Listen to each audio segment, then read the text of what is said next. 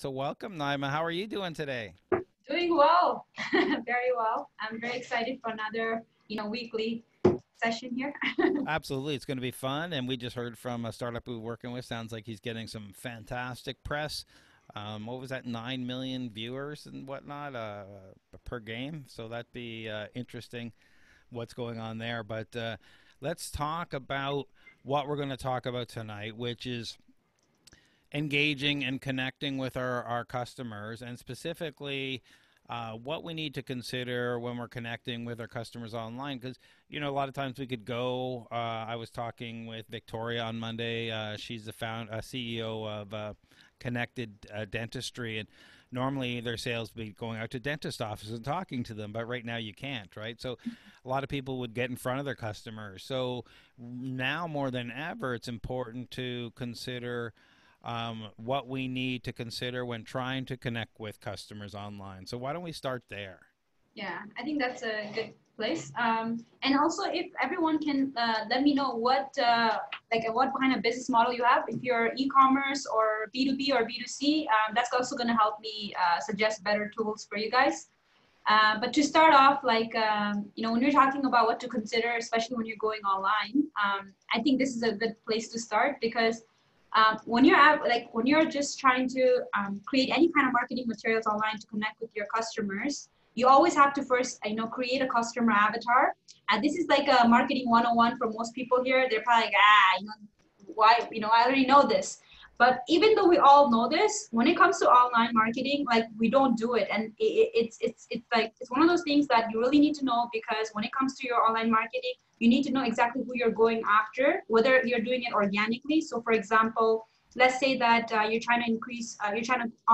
your Instagram, you're trying to increase your following in a very targeted manner.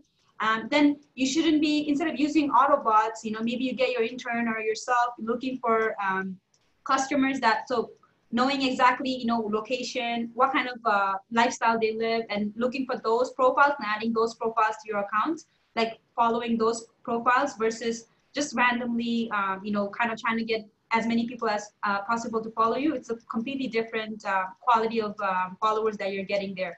So when it comes to online marketing and trying to connect with your customers online, I think the first thing is always to do your customer avatar and making sure that you're outlining their age group, their gender, their behavior, their interests. And this is going to come back later on when we talk about advertising. But essentially, the reason we do this is not just because of marketing 101, but because it's very, very crucial to really nail down exactly who you're looking for.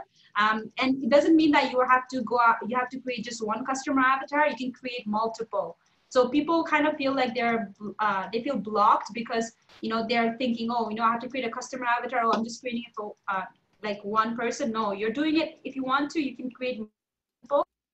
Just that to do target. When you're going in and trying to create a campaign, you're going in with one person in mind, and it really helps you really speak to that person, because when you know exactly who that customer avatar is, not just the messaging portion, but also exactly where and how to target becomes much easier.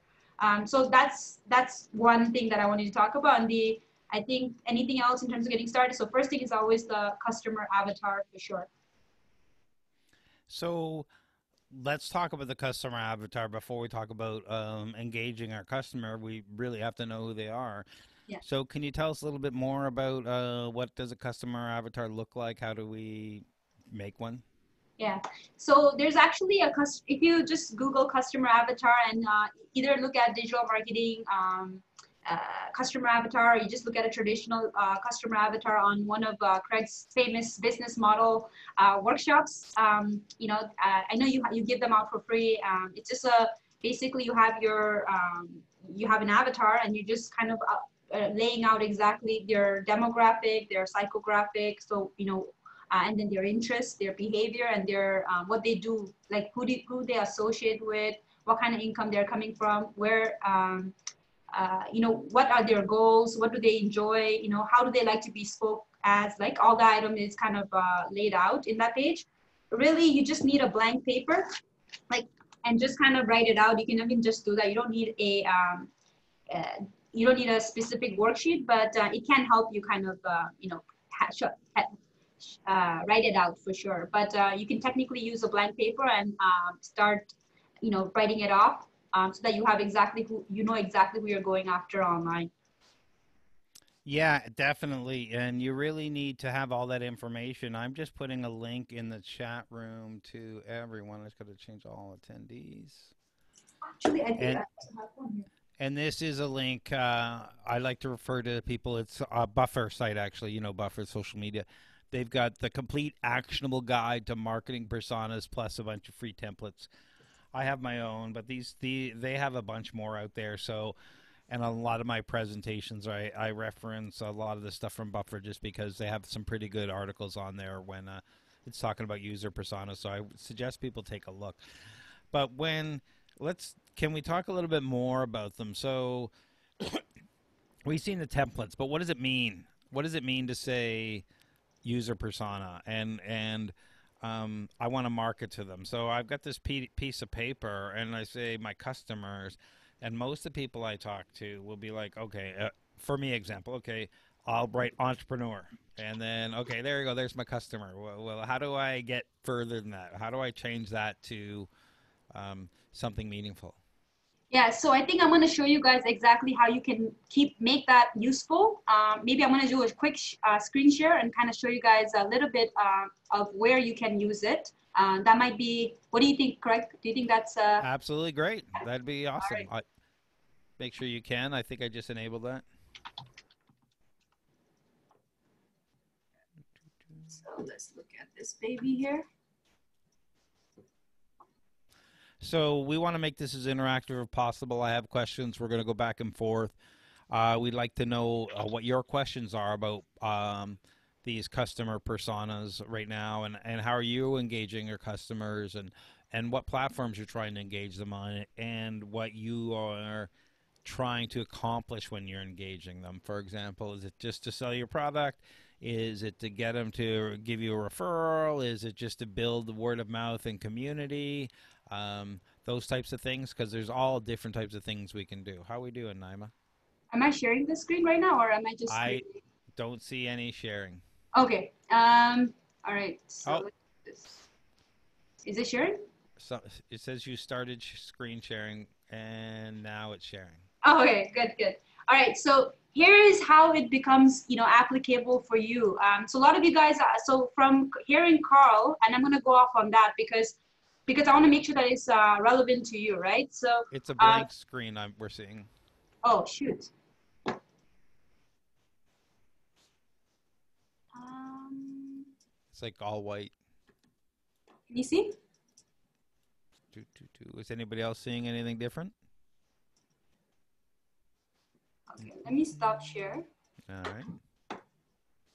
Yeah, everyone's seeing the all white too. Sorry. Yeah. This is a lot of fun. The web is having problems today. It looks like. Did anybody else have a problem before? Well, Scott just mentioned the web is having problems today. I don't know if he's commenting on us or whether, as a whole, there are he's seen other people experiencing problems. Oh, okay. No worries, but here we're just trying to be as casual as possible and just share what we can with everybody. Great. I see your LinkedIn page. Perfect. So I think to start off, like what I'm going to say is that, the reason we started off with the customer avatar is because it can be directly used, on your, whether you are B2B or B2C, you can use it in both cases. So for people so since I've only heard from one person so far, which is Carl, and he's B2B, here is something that you can easily see as direct. We do have a couple of people who are B2C. Oh, okay, perfect. So I'll Shawnee's cover that as well. B2C and is service oriented. Adriana is B2C. So let's say that I'm someone that's targeting a fitness trainer, right? So let's say my customer persona is a fitness trainer. So I'm working currently with a company called PlaceMate. They basically rent out co-working space for fitness trainers. So let's say that this is my customer segment. Even if you don't have a premium account with LinkedIn, here is something that you can do to kind of tailor the search, right? So now you have your if you know exactly who you're looking for, even as at a professional level, let's say we're just looking at one segment, we can look, we can go here. So not the job part, but let's go to people. And then here we can look at filters. So earlier when we talked about kind of narrowing down our customer avatar, you know, to really define who they are. The reason you're doing that is because when it comes to your online, you know, social media, or, you know, Google advertising, Facebook advertising, or even just your organic marketing, this is where it's going to help you really target who you're looking for. So so let's say that I just did this organically as a B2B person. And let's say I put, you know, maybe someone in between me, or, you know, maybe three, you can do whatever you like here, but I'm just gonna put somebody I know, maybe second connection or third connection. I'm gonna choose Toronto, and I'm going to go down here and then select, let's say I'm looking for fitness trainers. So let me just continue on here. So title, I'm gonna put fitness trainers, and then I'm gonna apply. So when I apply this, I get a list. So in my case, I have overused this. So that's probably why it's not showing this. But what I can show you is another side. Let me just sign out of this and then show you guys another account. So basically when you are looking at it from LinkedIn, let me close that off for a second so I can log into another account. So when you're logging into your LinkedIn account, you can organically do that and find your first initial list. So for me personally, I've already used this list. So it's kind of, it's saying basically I can't do it anymore, but you can try it on your account and you'll see that, you know, you can really get some more information about that customer list. So now I'm gonna do share screen, but this one's a premium. So maybe this will help a little bit more. Let's do that. So let's look on this end. So this is one of my customers' account, but let's say that we went on, you know, on the premium side, and we went on the sales navigator, the same things. If you were to go on here and actually create, you know, for example, if you wanted to find the connections that you really wanted for yourself, your business, you know, you need the filters again here. This one is more defined because it's a premium account. But still worth checking out because this is all organic, right? So you're paying for a premium account on a month-to-month basis, you're not paying for each lead. So let's say I'm looking for fitness trainers. So I'm just gonna do fitness trainer. And then what I'm gonna do is I'm gonna quickly go on filters. So I'm gonna go lead filter. And you'll notice here that, so earlier we talked about our customer avatar. It's the same concept, except you can go further down. So you can also look at the tags. You can also narrow them down based on their, you know, their seniority, their company size, etc. So in the case of LinkedIn, take this as an example, right? So this is an example for you to look at to kind of see narrow on a customer. Earlier, about someone who's a fitness trainer, so that I can target them for my co-working space, right? So let's say the company that I'm working for is a co-working space for fitness trainers. So what I'm gonna do is, because I have a customer avatar here, and that says it's a fitness trainer, someone who has experience, at least, you know, has a post-secondary education, someone who has experience in training individuals in health and wellness. So here I can go and I can start off by filtering out the title. So what I'm gonna do is I'm gonna go over here. So first of all, I wanna make sure that the person that is being invited has some experience. So I'm gonna say, okay, maybe 1 to 2 years. And next, I might look at the industry. So I'm gonna say health and wellness, sports, that's perfect. And location-wise, I'm gonna target Toronto. So I'm just gonna quickly pop that in. And so as you guys can see here, I'm able to kind of narrow down on exactly who I'm looking for based on the customer avatar that I would have, right? So now that I've done this, I'm gonna search, and you'll see that it'll give me a result here of list of people that, you know, fall under that category that I have defined. Now, this is just an example. The reason I wanted to start with this example is because when we started off this session by talking about customer avatar, a lot of times we go back to thinking about, oh, it's just marketing 101, whatever. I already know this. But when it comes to online, I cannot emphasize enough how useful that that avatar can be. So just now I went on LinkedIn and I wanted to show you an example for B2B. So in the case of B2B, you're going in there and you're basically filtering out leads using your non-premium account, but you still get a list there. Now this lead can be used using another extension that I will tell you about in a second. But on the other side, say you had a premium account, you're still not paying for each lead, but because you have that filter option, you can really narrow down on who you're looking for and who you're targeting. So does that answer your question in a long way, Craig? Absolutely. And we've had a little discussion in the chat room, and everyone in general has agreed that we have to have you come back and do a session just taking us through LinkedIn and Sales Navigator and doing a bunch of that stuff because we'd Oh, really really? love to we'd Wow. really Okay. love to So do that. I wasn't sure if people would be interested, but that's great. That's good to know. Absolutely, because I don't use it nearly enough and for a lot of my stuff, and a lot of people ask around B2B leads, even B2C leads, and where to find them and how to look, and just showing some search techniques and being able to go through that on two or three different topics to find people based on titles, based on geography, based on sector is amazing. Yeah. But I think today is really about kind of covering everything. And that way, whoever wants to go more specific, we can always do another session for that, no problem. Like, it's just that I think that at the over level, like no one really thinks about being empathetic to their customer and trying to build out that, the bigger, I think before you can even learn the technique, you need to know who your customer is and some of the concept that we're going to talk about today. So I think it's a great leeway into whatever we'll do in the future, Craig.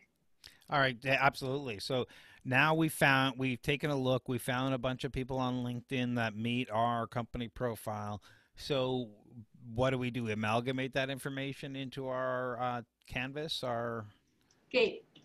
So when you find that when you find the list, this is so when it comes to your social media, especially LinkedIn, you're going in like kind of having a vision of who we are looking for and kind of targeting that, right? So in the case of placemate, when we have that list, what we're going to do is we're going to actually go through so in her case, because she only has a limited seat, right? So she only has about 6 or 8 seats, right, for membership for fitness trainers. She's going to be looking at it from like, she's going to actually screen through it one by one. But for people who are looking to kind of go through a massive list, what you can do is you can use a LinkedIn extension. It's called Linked On. So LINKEDON. And then there's another option. It's called Linked Hub. So Linked Hub is an extension that's integrated with HubSpot. So what that does for you is that you can now have your LinkedIn, even if it's non-premium, that's okay. I'm on the same boat. I will invest in the future, I promise. But I do love LinkedIn. But you know what? I don't need to go premium to really take advantage of their system because I use extensions. But anyway, so for all of you guys out there who are like me, so if you have your non-premium account, that's okay. So what we're going to do is we have our filter on, we create the list, and we go on the pages and use our linked hub extension to basically automatically take that lead and put it into our CRM. So CRM is something called Customer Relationship Management System. This is something that's going to help you kind of communicate, directly communicate with them and keep track of all the leads. So not to get ahead of ourselves, but so yeah, you can basically, once you have your leads, right? Once you have your customer avatar, then you can actually go and get your leads for much cheaper because you know exactly who you're going after, and you can filter it out and you can go after them. So once you have the list, you have to reach out to them. So there needs to be either you do automation or you start reaching out to them organically. If it's one of those things where there's limited number of seats or limited number of individual that you can reach out to.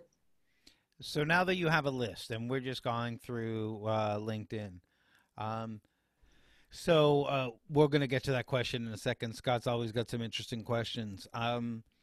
You've extracted them and put them into HubSpot, and Can HubSpot, well, I might as well ask it now, can LinkHub separate the leads into different specific lists? So what you can do is you can actually, when you're going through the list, you can separate them into separate lists, but you have to actually define the lead status. So for example, you have to say, okay, these are contacted, these are non-contacted, these don't have emails, these do have emails. So that would be more nitty gritty. So that would be a, like, for example, when you go on your LinkedIn, some people offer their email address. So I'm one of those people that offer my email address on the account. So similarly, there are people that actually have their email address, their phone number, everything on the account. So when you're using the Linked Hub extension to extract contact information, it automatically extracts whatever they have available to public onto the HubSpot, right? So in some cases where they don't have the contact information, like they only have their LinkedIn profile, then you can separate those two easily by define, but you have to define each of them individually. So you can create separate lists, you can create filters on HubSpot.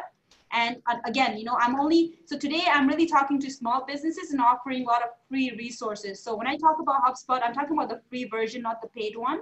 So right now we're doing everything free so far.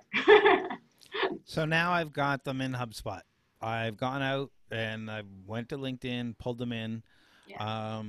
Now what do I do to contact and engage my customers? Now, what's the next step? Yeah. So in this case, since we're continuing to talk about B2B leads, and people who are more or less cold, right? So they're not going to be people who know you. So when you're doing something like this, where you're reaching out to cold, you really have to speak to their self-interest. So I find that when you're trying to connect with your customers online, for some reason, we all kind of lose that common sense part of our brain where we start pitching like right away. And I think that that's where it kind of goes wrong for a lot of B2B businesses. So when it comes to your leads that are on your list, what you want to do is you want to create personalized messages. So one of the things that I do is if you're automating this, using some kind of extension or something that you have on your system. So some people use their mail marketing to kind of, do automation there. But in cases where they're doing this on LinkedIn, so then if you're trying to automate that process, you might want to create custom messages in the beginning. That's more of a, hey, how are you? Saw that you do X, Y, Z, and then I'm also interested in that. Or at least you interact with your profile beforehand, before reaching out to them. That's a good way to kind of go about it, especially on social media. Because you don't want to go right away in and pitch, right? So no one likes that. And I think that we all know this, but for some reason, when we're online, we just kind of right away send out our pitches, and I don't know and that never works. So when you're building your list in HubSpot, can you separate by profession? And if so, can you do that on import, or do you have to do some funky things? Yeah, so you can, again, so basically when you're on the HubSpot account, you'd have to filter, like if we're talking about just HubSpot, like we'd have to go in and actually create filters. And the filters can only be created if you define, you have to define exactly, if you define each of the leads, then you can separate them. But you have to define, like basically you have to say, oh, this is this is that. And for example, this is A, this is B, C, and as a variable, but basically you have to define all of them so you can, when you go on the filter again, you can categorize the contacts. So you just have to think it all ahead of time, set it up in the destination system so that when you're doing the import, you can point it to the right place. So it's already imported, but yes. Okay, there you Yeah, go. yeah. But I think I think that, at a over kind of like talking about it from umbrella, like more on the higher level, we're just trying to say that there are tools that can do this, but more or less we're trying to say that, that you need to find your customer avatar, then you need to figure out whether you're going to approach them, automatically, like using some kind of automation, or manually. You need to figure out a way to make it personalized so that they don't feel like you're going in like cold and you're pitching them right away. So what about trying to find a little bit more detail on your customer? So Carl's asked some interesting question here, and I didn't want to ask this directly, but now that I've thought it through a little bit, I'm looking for compound psychometrics in my demographic. So I'm looking for coffee, a tea, or hot chocolate lovers who also care about the environment. how would I go about potentially finding those? Is LinkedIn the right place? Maybe Facebook? Where would I maybe try to build that list? Yeah, so if you want to understand, like, for example, on Facebook, I think Facebook is probably your better bet if you want to gather more information and you want to do it more of at a cheaper cost to yourself if you are trying to gather a lot of information. So on Facebook, you have something called lookalike audience, custom audience that you can do, which is great because as long as you're generating data. So not to get ahead of myself again. So with Facebook, what you want to do is there's something called Facebook Pixel. So once you install that on your Facebook Pixel, what you can do is you can now track events on your page. So when you're tracking events on your page, what that means is, okay, so say somebody clicks on my about section, I can track that. Say somebody clicks on my contact information and clicks on subscribe, right? I can track that. So whether you want to track the buttons or which page that they go on, based on that, you can also define. You can get some information about what their kind of thinking pattern is, and you can think about, okay, these people are obviously reading. They're staying on about me page a lot, so they're obviously trying to get to know me better. Or if they're on my service page a lot, they're interested in the services. So you can kind of use that to gather the data that you can later use to kind of either create similar audience who have gone through the process, or you can go back and target. So maybe Facebook is a better bet, is what I'm trying to say in a long way. Yeah, Carl's trying to reach corporate buyers, which is it's separate, different thing. But I just wanted to kind of B2C and or different interests. How do you map those two together and come together? Um, so for Carl specifically, just a different way. Okay, he's specifically looking for B2B because he's making his client his money selling to people who sell the coffee to clients. Mhm. So he'd have to look at distributors, resellers. Um, I don't. I have to do some search on everybody in the marketplace that would sell coffee. Yeah. And when it comes to, even if it's your B2B, when it comes to Facebook, the great thing is that initially what you can do is you can drive a lot of traffic to your page. So rather than going in and trying to get conversions, which, it's like, it's not consistent, right? So even if you do get conversion on your first try, it might not be consistent. But when you go in and try to gather as much information as possible by properly installing everything on your pages, what that does for you is that long term, you can come back and monetize on the traffic that has been tracked. So in the case of Carl, what he can do is he can, use some kind of resource or some kind of video or something that's gonna filter out the people, right? But that's, again, that goes back to knowing your customer avatar. So if Carl actually sat down and listed out all his customer avatars and he thought, okay, this is the most profitable one, so I'm going to start creating messaging around this. I'm going to start creating items that are going to qualify them, right? So for what I mean by that, what I mean by qualify them is that, let's say that I do a video talking about women's shoes, right? So I did a whole video talking about women's shoes. And so I'm going to lose some of you guys. So right away, I'm going to lose Craig. So even when I talk about earrings, I lose Craig. So if I talk about shoes long enough, I'm going to lose them. So what that means is that you're losing the people that are not interested in your product, right? So you need to create some way to qualify the traffic. So as soon as you qualify that traffic, let's say I have an ad that is a shoe ad, right? So that's completely talking about how it's made, blah, blah, what it is, how you can use it, or even, cool dress that you can wrap around in multiple different ways. And if somebody watches that, to more than 50%, right? That's the customer that I want, right? So you can gather data on that person by driving those people, like retargeting them or driving them to your page, and then seeing how many people have rewatched that, and maybe you can. So as long as you can gather more data, because you want to make sure that you have more, you can't retarget unless you have enough data. So for example, even when you're trying to create lookalike audience, if you don't have about 100 people from a specific location, you can't specify the location. So what I'm trying to say is that as long as he has some kind of qualifier, which is going to be something that you can come up with if Carl actually knows his audience. So if he actually had that customer avatar and he said to himself, this person is not going to be interested in, this person's going to be interested in sustainability. this person's going to be interested in beverage business. This person's interested in maybe Canadian. I don't know what geography he's doing, but basically once you define that completely, then you can create those qualifying, steps in the funnel for himself, so that he can gather the better data for, to actually later on use again in the future. But he needs to start off with that customer avatar again. Yeah, and Carl's asking some of those questions about how to define a corporate avatar, say a buyer at any of the corporate office where they serve coffee, etc. Here's a simple way of doing it, and everybody can apply this to them. I know we're heavy on coffee because we don't have the one example. If anybody else wants to give us other examples, that's great. But you're already talking to people, right? You're talking to people in the Premier League.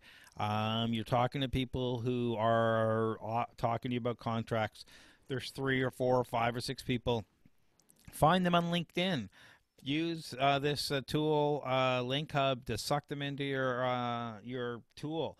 Take a look at their title. Take a look at their name. Take a look at their experience. Take a look at their descriptions, and then you can obviously amalgamate them into a buyer persona. Then you look at the different types of companies who would be buyers for your product, and look for those roles in that persona in those, and you slowly start to make that happen. And then you go back into LinkedIn, you can start finding those people. Any suggestions on that approach? Yeah, and also Carl is saying that he's talking more on LinkedIn. So Yep. here's the thing about LinkedIn. So they're retargeting, their advertising whole platform actually came much later. And so their retargeting one specifically just came out like, it was just in news like this month, right? So, I mean, they're still more premature when it comes to their advertising platform, but right now I'm using it and it works great.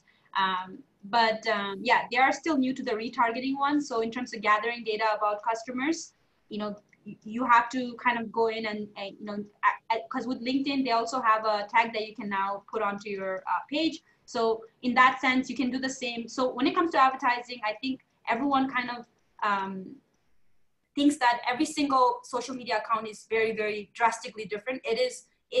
Of course, it's different in terms of the customer audience, but when it comes to advertising, you always have to just think about the offer, where they're gonna land, and then how you're gonna, entice them, right? So the offer, how you're gonna entice them, who you're talking to, and then like where they're gonna go. So that's all you have to really know about. And then lastly, just making sure that everything is tracked. So same thing with LinkedIn. If he is working on LinkedIn to gather data, obviously you would have to go in and really either do it the manual way, like you said, Craig, going over each, kind of looking at their profile and seeing if it's a good fit, or the other side is doing advertising. So there's not really any other way.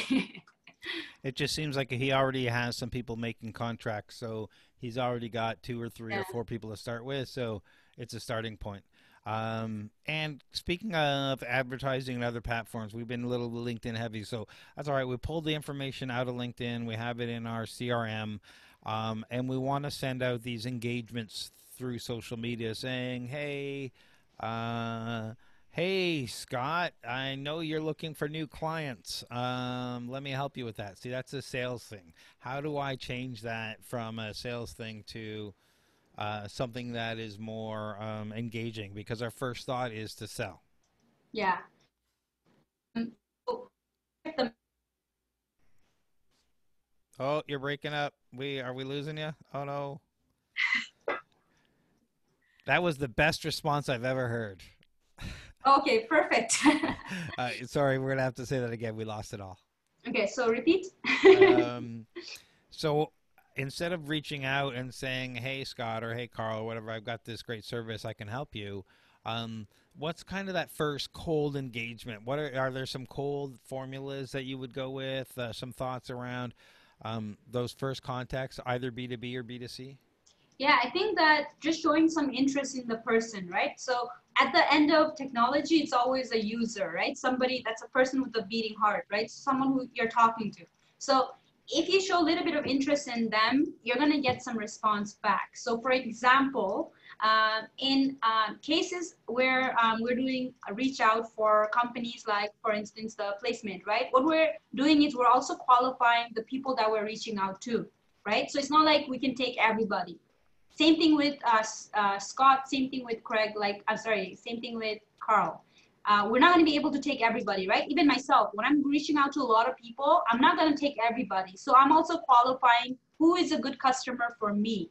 So when you kind of go in reaching out to people, you have to think about, okay, what kind of personality are you looking for, right? So you're going to have to put yourself in the person who's going to receiving end, right? Who's on the receiving end of that message, and then you're going to reach out to them, just try to get to know them and talk about them.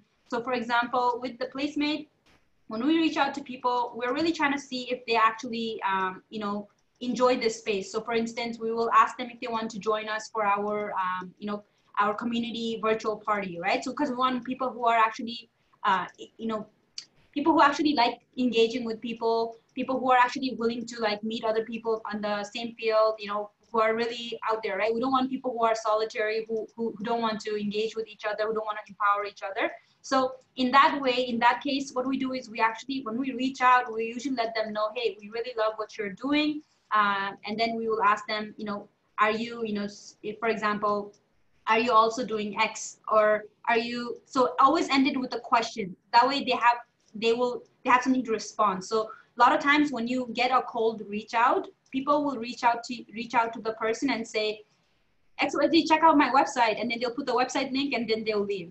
Right? Has that happened to you, Craig? Absolutely. Yeah. So instead of doing that, what you want to do is you want to have a conversation. You want to say, hey, how are you, X?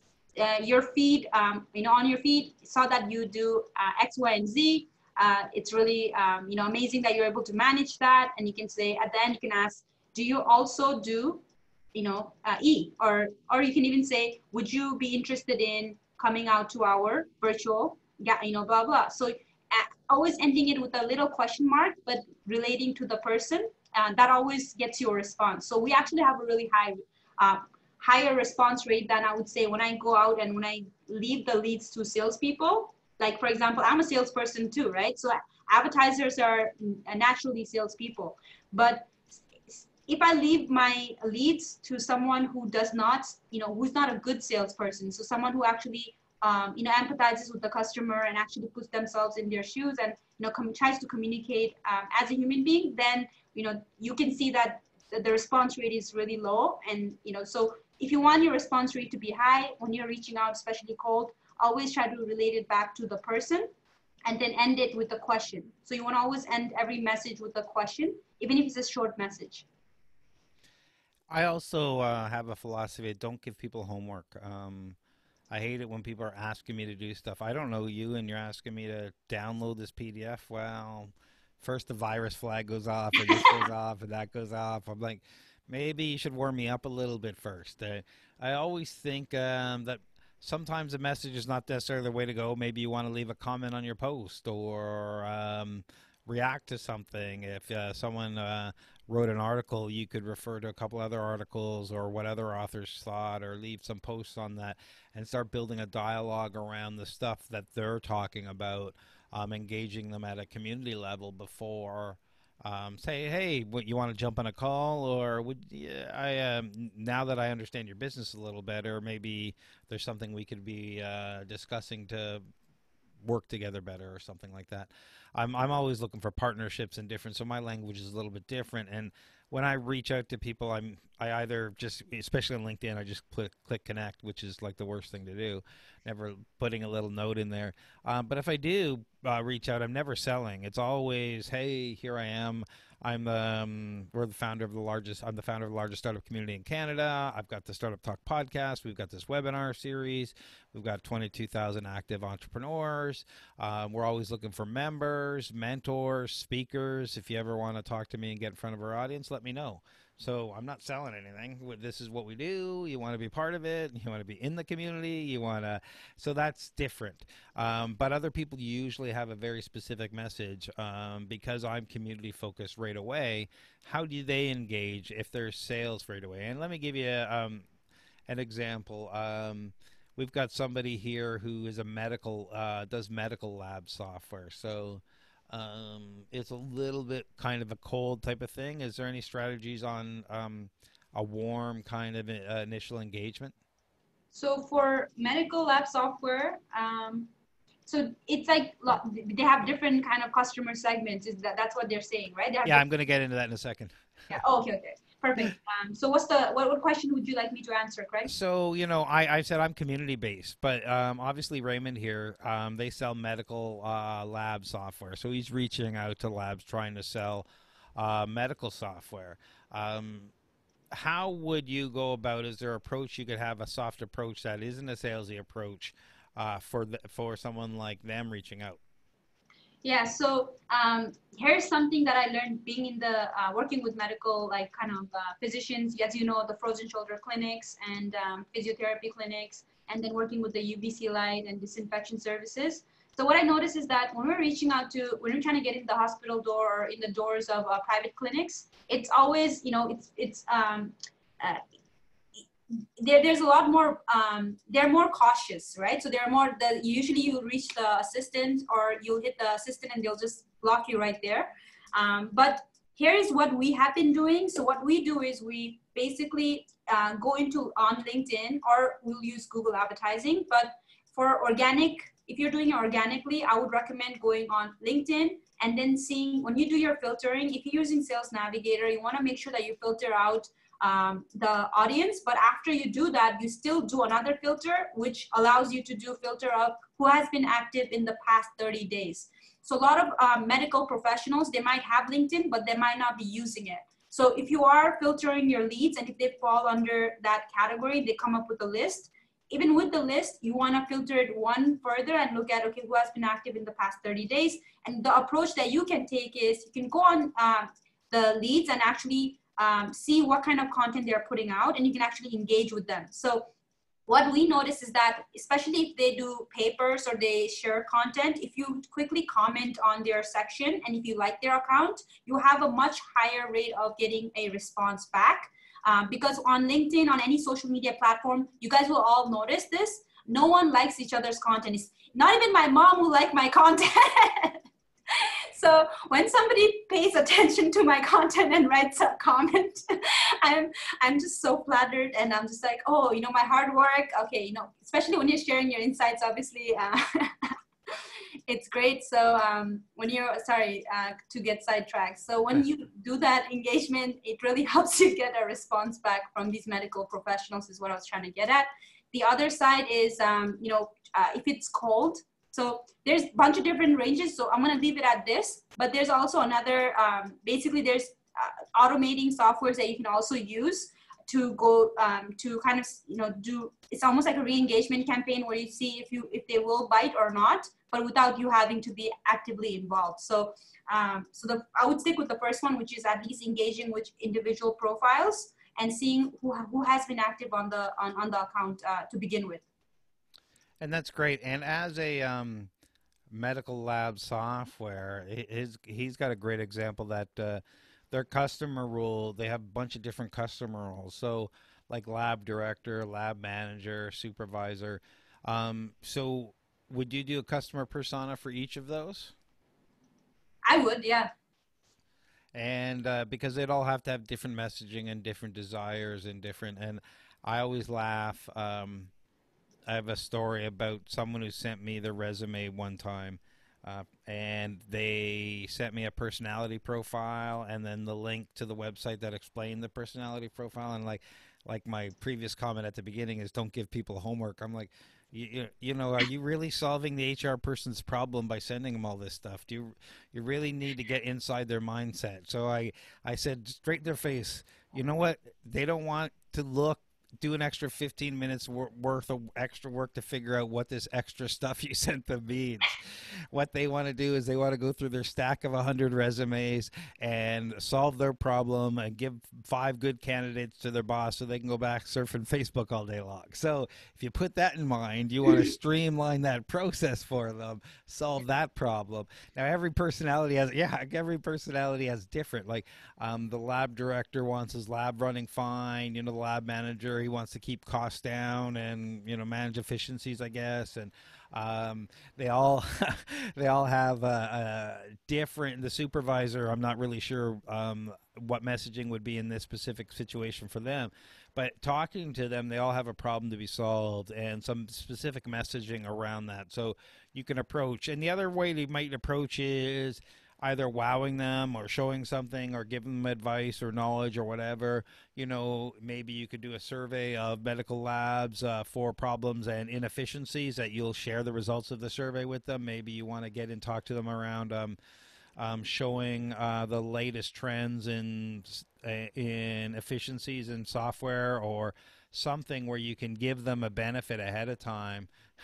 uh, Carl wants to give away free samples. We're always interested in free samples of coffee, tea, and chocolate, Carl. Um, but for medical supplies, you got to just think about what they're doing. It's efficiency, it's cost savings, it's hygiene, it's how many times you see these people. So interesting, how many times you see these. See the product, right? Is it familiar? Is it in industry journals? Am I taking a big risk doing this? There used to be an old thing in computers. I used to be an old IT guy. I used to be a chief technology officer at Mercer Human Resource Consulting, believe it or not. And there was an old saying: "No one got fired buying IBM." Right, and so that if you're taking a chance on a new server manufacturer, a new hardware manufacturer, new software manufacturer, you got to ease that burden. So is there a support webinar? How do you build that confidence so they know that they're putting their business on the line with you? And how do you give them that? What gift can you give them to make them feel that way? Knowledge, ebook, support, webinars, Yeah. references, So testimonials. for the yeah, for the health sector, I noticed that if you do some PR campaign, that can really elevate your confidence, like so people's confidence in your company. So that's one thing I noticed. So that's something to consider if you have that, if you can work that out in like as a parallel to your sales and your advertising and whatever else you're doing. So as long as you can fit that in on the side, it shouldn't be your main thing. But if you can get some kind of publication or something, that would be great. But on the other side, if you are trying to reach out and you hit the bill, you want to make sure that if you're doing cold reach out, especially in a clinic, and you don't know anybody in there, make sure that you warm up to the assistant, right? So that's something that's outside, but yeah, that's also something that you can do. But on the other end, you have to remember that if you're trying to get into the private clinics, it makes sense, but in public, it's really, really tough because in Canada with healthcare, it's all public, right? So it's a government bound. So for example, the sales process is really, really long, and it really can take a long time. So even our some companies that we work with, Spectrum AI, for example, they did fall detection for even like homes. It was a nightmare to get into the government. Anything with associated with government, it was really hard. So when it comes to healthcare in Canada, as long as it's for private, you can get around, with LinkedIn and doing some marketing on the side and a little bit of PR. If it's for public, I would recommend, trying to target US, go right into US, because that's what we did at Solaris Disinfection. So that was another company that was in healthcare as well. So we did try to target people in Canada, but we noticed that sales cycle was really, really long, and a lot more people were willing to do business across the border because privately held hospitals. One of the things I teach and I talk about in my growth hacking class is warming up PR, warming up journalists, and all that kind of stuff. It's the same thing with dental lab assistants or directors. If you have a list, if you know who they are, if you can get their emails and upload them to a Facebook list, Mhm, then you can target them. mhm. And I'm saying get a list of 30 or 50 or 100 in your area and put a bunch of ads saying ABC dental, or I said dental, medical lab. We're number one in efficiency, and then we're the best in quality. We're this. We make more. Like, do a rotation, and what you do is pay for clicks. It doesn't matter if anybody clicks on them. What happens is every time they log in, because you're targeting such a small group, they're going to see your ad. And what you're doing is warming them up in the background. They're going to see your face, they're going to see your company logo, whatever you have. Just put a positive message beside it every time. And then when you reach out to them via social or somewhere else, they'll already remember your brand, but they won't necessarily know where it came from. That's just a little life hack I like to teach people. Yeah. So we had some questions about what about other platforms such as Instagram? Should we use a different approach to our customers on Instagram? So if it depends, right? So if it's an e-commerce business, what I'm going to tell you, so if you have a product or if you have something like that, then if you're trying to connect with your customer, especially on Instagram, it makes us, it's really important that you engage with them, even if it's like liking and commenting on their profile, resharing the stories. All of that item need to be done. It needs to be part of your social media activity. So a lot of companies on Instagram, they do a great job of putting out really great content. Like they'll put super fancy, beautiful pictures, gorgeous models, and all these different people taking picture with jewelry, all this stuff. But they don't interact. The really good ones, they will interact with your audience. They'll keep it engaging. So if you're on Instagram, make sure that you're really you're on top of the ball when it comes to engagement. Engagement. So stories, sharing them. So for example, there's a great company in Guelph. It's called Flourish. They sell protein pancake. So we actually buy protein pancake from them. Even though I can buy pancake right in my grocery store, we order pancake for them for a lot more. It's more pricier, but we buy from them because every time you take a story, your pancake, boom, after just like 2 hours, it's already up on their story. So they share every single story from anybody who tags them. So not the post, but stories. So stories only last for 24 hours. And when they do that, it kind of entices people to post more and more. So when it comes to Instagram, it's not even about reaching out to them in the DM. It's really about driving engagement, trying to make people feel, make customer feel appreciated and feel heard. So even if you just share a story, which is so simple to do, that really makes people feel great. Definitely a good idea. Engaging them, sharing them, and talking to them when you reply and whatnot.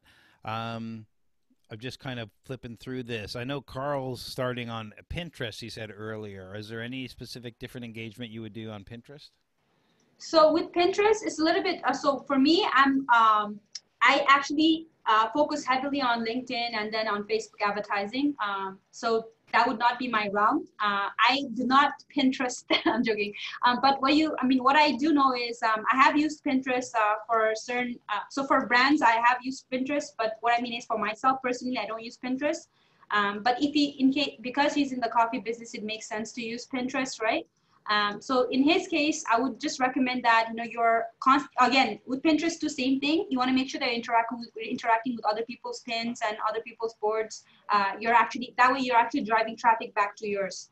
So especially on Pinterest, it's all visual. So making sure that you have created boards on your profile. You have nice pins, beautiful pins. It really and make sure that you optimize all your posts. So making sure you follow your description and everything, because it's gonna come up on Google searches, right? So the main idea is that Pinterest acts as like its own search network with the images, right? So you want to make sure you fill all that item out, but at the same time, when you are reaching out when you are on the profile, you want to make sure that you're engaging with people just as you would on Instagram to drive traffic back to your page. So Maggie has a problem that I can't quite relate to, but you probably can. She says her problem is with Instagram is she gets all these men who are trying to flirt with her. So what Yeah, do you do about that? you don't get men flirting with you, Craig. I don't get men or women really flirting with me on Instagram. It's shocking. Yeah, that's yeah. I mean, I think that we get all kinds of creepy stuff on Instagram, but I mean anywhere, right? But what I try to do is that when you make it super about your, so the way I do it is I make sure that I just put out content about my business, and then when I'm talking to people, I'll say, you can just ignore it, right? So the great thing about social media is you can always ignore all the messages that don't seem to be right. So those messages you just ignore, that's just gonna happen. That's part of life. Yeah, unfortunately, but yeah, it's part of life. So for LinkedIn, here we got another question from Adriana. Many people don't like to receive an email or a message through LinkedIn without knowing how you got their contact. What other approach would you recommend? And if you're not sharing your pitch on the first contact, which is something I'm kind of suggesting, what should we mention on the first contact?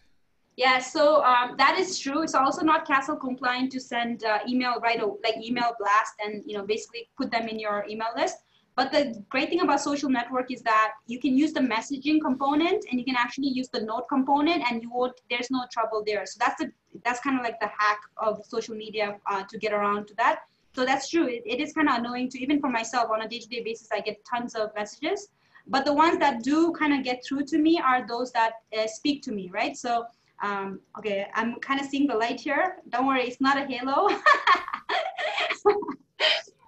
So when it comes to LinkedIn, the other approach is that, like I said earlier, engaging with people's posts, commenting on their account. So one really cool thing about LinkedIn is that when you like someone's post, right, the person's post comes into your activity. So what I mean by that is with Facebook, with Instagram, it used to happen before where when people interacted with someone's post, it would pop up on your account. It doesn't happen now. But when it comes to LinkedIn, say somebody liked your profile. So for example, I created a article on Facebook. Let's say I created an article news, right? Social media news weekly. And I had that news, and say one of my customers or someone on my profile likes that post, it actually shows up on their activity. And now what that means for me is that I'm getting access to her network. So you're getting more people to see that post. So what you can do is when you interact with people's posts, when you comment on them on LinkedIn, there's a lot more benefit to that because you're basically gonna appear on their account. You can also interact with their posts and interact with their articles. The other side is that if you want to accelerate this and you are kind of tired of interacting with people, what you can also do is you can create a LinkedIn pod, just like you would on Instagram.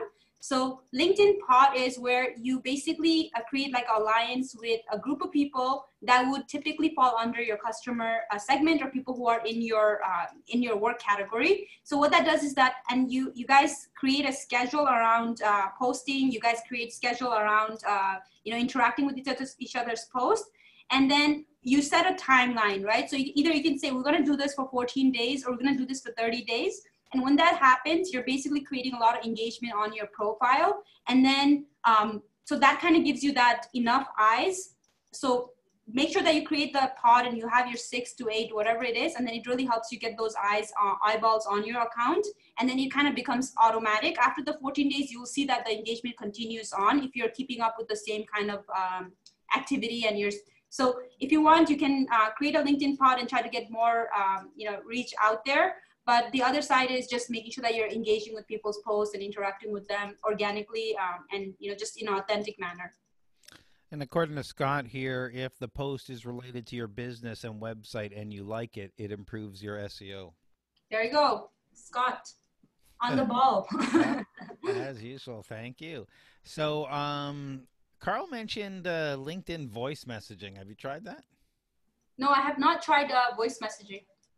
All right, and it's cool. I'm gonna have to experiment that a little bit, and I'm not sure would a voice message be my first reach out to you if you're a stranger? I think that's kind of a interesting approach for Yeah, sure. I'm curious to see what the results of that were. Um, so uh, you're suggesting on first contact that we engage with them in a different way, like liking their posts or uh, leaving comments and that kind of stuff, rather than reaching out to them and doing that a couple of times and then reach out to them. Hey, I like what you've been posted. I see we're in the same industry. I'd like to interact with you or follow whatever, and then reach out more. Yeah, I mean, like, you want to make sure that you're interacting with their posts and seeing if they respond to your comments, right? So I also see here that he's saying that There's just some jokes here. It's not reaching out as voice as your first message is not necessarily a good idea if you're Gilbert Godfrey, apparently. And I'm assuming the voice is terrible. yeah, he did the parrot in Aladdin and a few of the other stuff. You know, the real annoying bird. Oh, yeah. Maybe I. Anyway, this has been great. So if people want to find out more about you and work with you, or about stuff at Social Sherpa, you've got drop-in Sundays. What else you got going on? So the one thing I would tell you guys is that I have something planned for everyone here who's come to this special event. Because today I wanted to do is like do a general talk with Craig about connecting with customer. And I know that some of you guys are in B2C, and some of you guys are in B2B. So for Facebook advertising, retargeting, setting up your pixel and events, I have an event coming up in July, I believe after the BNI Summit. So after the summit, but basically I have that going for you guys. So if you have email list with Craig, I'm going to send him the contact and you guys will all get in for free. So the actual cost of the event is $100 to attend because basically in this event, you're going to set up your Facebook pixel on your website. You're going to create your events. You're going to make sure that you're going to check, so you're going to verify that it's actually firing on your page. So we'll use Facebook Pixel extension so it's called Pixel Helper. So we'll use that to make sure that you verify on your site. So I wanted to give that away to everybody here. Plus, I know that some of you guys are also on Instagram. So the other thing we can also do for you is if you simply message Craig and let him know that you're interested in content calendar, I'm going to send you a content calendar. It's a Facebook and Instagram content calendar. So it kind of, it tells you exactly different holidays and dates in the year, but also gives you post ideas, plus one editable content calendar for yourself. So you can manually put in what you want to create. So it kind of helps you with your ideation process. So that's my gift to you guys. And if you have signed up with Craig, great job. Make sure to message him and let him know that you want the content calendar. And I'll be sure to get that to you. That's great. And all those interested in buyer personas, I have Mark Evans here tomorrow, and we're actually going through a bunch of templates, what they look like, how to dig deep. So we had a lot of talk about those tonight and a lot of questions. So tomorrow at noon, we're talking about that. And Mark is a great guy. Yeah, and don't forget to message me. And if you like this, please give us a 5-star review on Google. It helps us out and spreads the word a little bit. I just put the link in there in the chat room. Thanks again, Nyima. We'll see you again next week. We're doing a special. Oh yes, next week on Wednesday we're reviewing social media accounts. So make sure you get your social media account in so that we're going to review it online and give a feedback. We have a panel coming. It's going to be exciting. So I'm gonna roast you guys. absolutely.